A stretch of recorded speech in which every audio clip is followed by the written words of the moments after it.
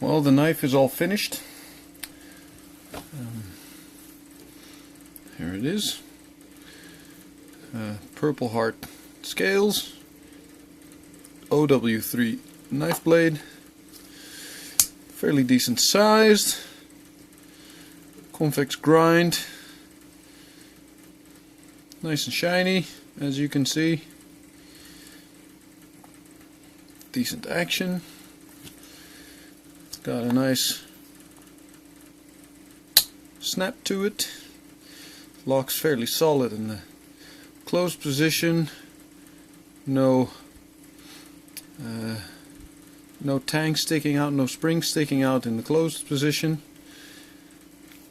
a little bit of a dipped spring in the open position, which is a shame but not the end of the world, and nicely flush in the open position.